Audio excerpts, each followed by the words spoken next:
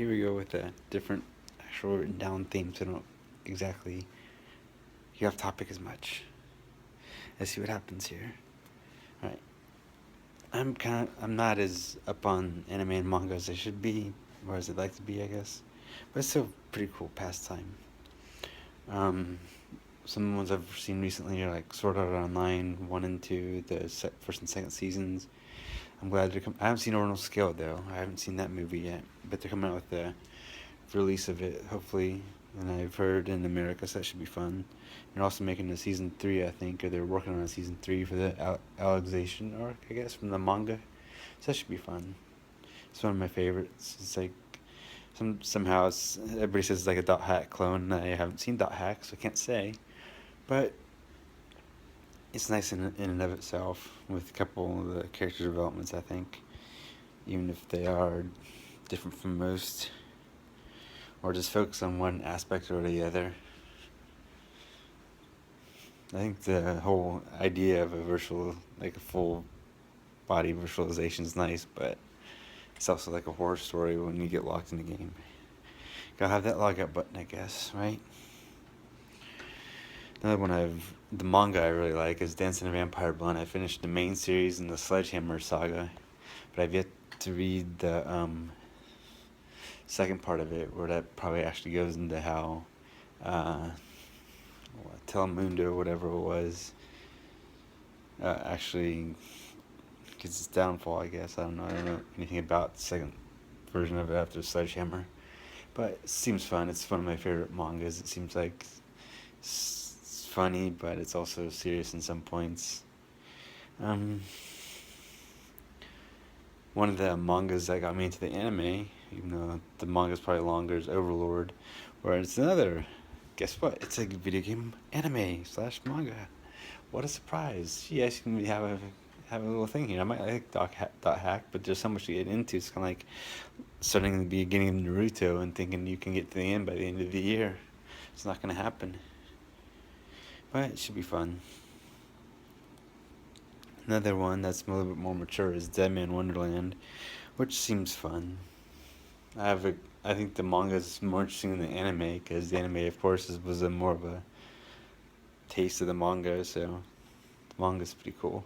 I'm on book 6 of the manga. I just finished book 5. And although I've read most of it on Wikipedia, the synopsis and stuff, it's still fun to look forward to and read.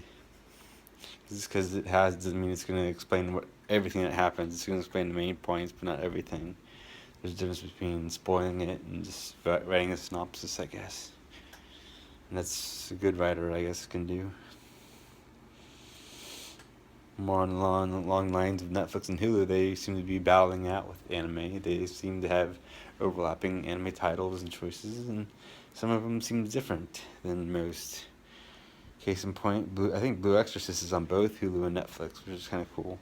I'm trying to get into that. I'm only on the episode after the wager in season 1. There is a couple seasons.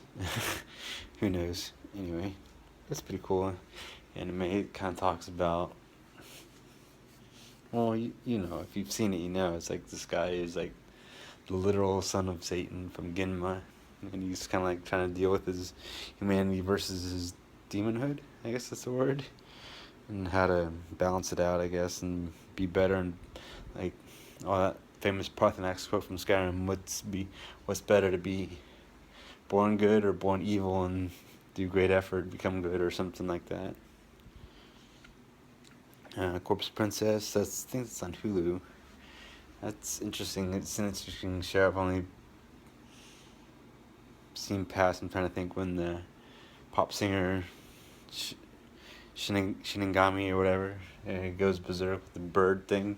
It was interesting. I've only seen like an episode or so past that, when they actually find the first bad monk, I guess you can call it that. So I've only seen past that. I finished that episode, I should say, and that's where I stopped so far. The new one I picked up, Excel World, another video game. Gee, there's definitely a correlation. It is about another quasi virtual world, but seems like it's more in the future than Sword Art Online, but It's definitely different when everybody's jacked in as if they aren't already. And it's a game that kind of allows you to control time, or, well, basically control time. And you can just like stop time or slow it down, and it's kind of got a cool premise to it. I think it's nice. And there's some random ones I'm watching, like random shows, like the new Mystery Science Theater is always nice. I've always been a fan of the Mystery Science Theater, especially Space Mutiny, Cave Dwellers. Pop People's got me hooked on it, so it was all fun and games. And Jonah seems like a cool host, but I didn't realize how campy the show can be until they revived it. But that's all in the flavor of it, and you gotta take your good with your campy, I guess.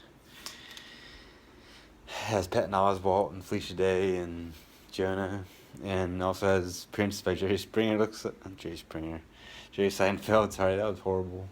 And Neil Patrick Harris, which is pretty cool, with also Will Wheaton and a couple other people guest starring in there that looked like. So that was fun.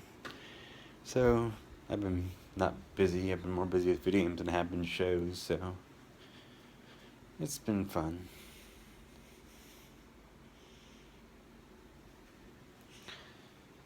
Yeah, not sure what I want to watch next in terms of when I get a time. So much stuff to do, so little time. The crux of being alive, I guess, right?